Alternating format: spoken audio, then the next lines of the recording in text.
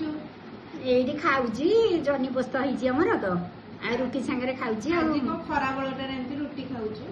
ଖାଉଛି ଆଜି ଶନିଙ୍କର ଜନ୍ମଦିନ ଆଜି ତାପରେ ଆଜି ତାଙ୍କର ପାଣ୍ଠଳା ଯାତ୍ରା ତେଣୁ କରିକିରି ଆଜି ମୁଁ କରିଦେଇଛି ଟିକେ ଘିଅରେ ମାରିକିରି ଆଉ ସବୁ ଘିଅରେ କରିଛି।